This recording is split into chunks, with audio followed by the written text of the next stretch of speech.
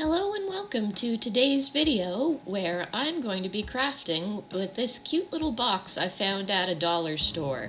Now this box only costs $3, so the wood is pretty cheap and not the best quality, which is great because that means it's the perfect piece to practice on, because I already know it's not going to turn out perfect, so there's no pressure on me to make it perfect.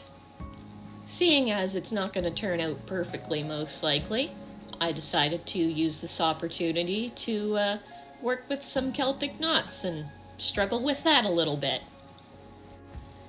I took the time to measure out the dimensions of the edge around the top of the box, and I transferred it into my sketchbook so I can kind of get an idea of what I want to do on each corner on the top.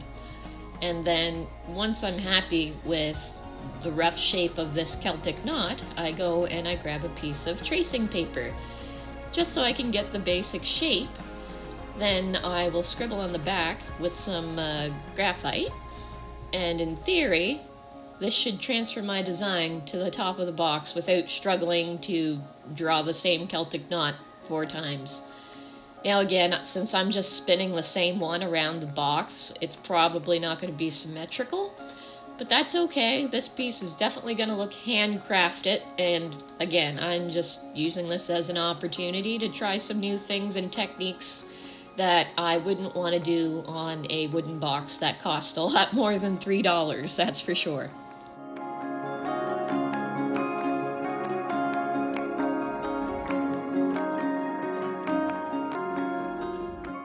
I'm using a solid tip wood burner with a mini flow point.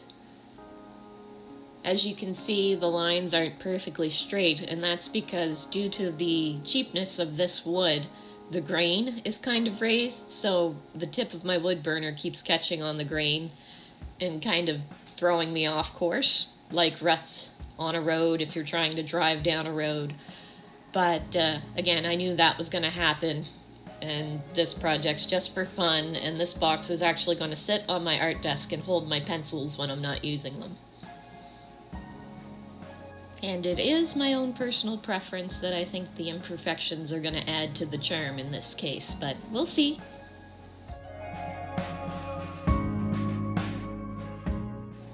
Now, while you're wood burning, it is important to clean the carbon buildup off the tip every now and then.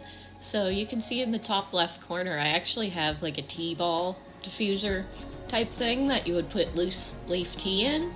And I just use this to basically tap my wood burner tip against, and that usually does the job just fine without damaging the tip. Because once that tip is hot, that metal is a little more fragile, so like if I were to drop this, I would probably break the tip off.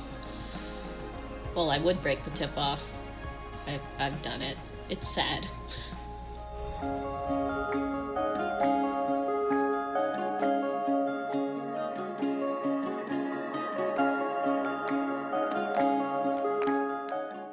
Now we reached the point where I actually hadn't planned any farther ahead because I didn't think I would get that much accomplished in the time that I did. So I think I'm going to try to add some little triquetras and filigree around the top here just to kind of fill it out. Practicing some freehanding on the box too. Again, where it only costs $3, there is absolutely zero pressure to get this right, and where it's for me, might as well take the time to learn.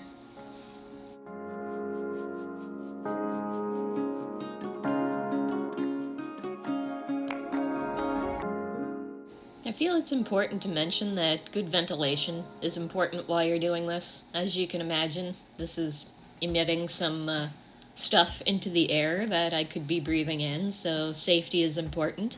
Also, where this is a cheaper item, I am encountering layers of glue where the box is being held together, and when you hit that with the wood burner, that can produce fumes that you really don't want to be breathing in, so it's important to be mindful of that and your safety.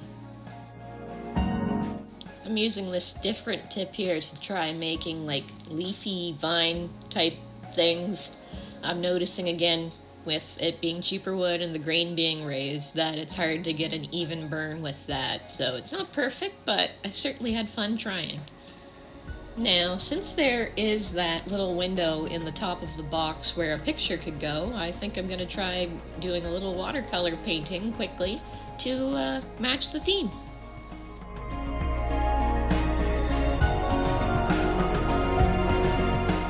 I love pairing watercolor with pyrography wherever I can because I like the idea of fire and water coming together to make an art piece.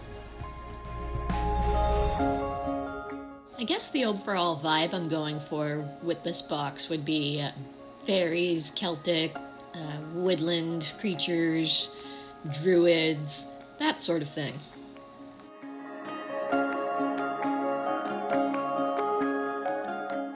So instead of using a stain on the box, I'm using Derwent Inktense pencils, and instead of using water with those, I'm actually using rubbing alcohol, and the reason being is because that evaporates really quickly and it doesn't bring out the grain of the wood even farther like water would, because it's already pretty difficult to work with, so we don't want to be dealing with that.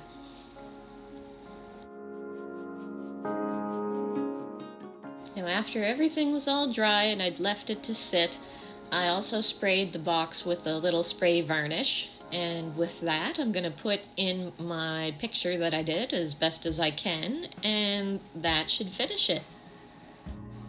I really hope you enjoyed this video. Please like it if you did, and subscribe so you don't miss my future projects. It may not be perfect, but it's my new pencil box that's going to sit on my art desk in my studio, and I think it's going to match the vibe perfect.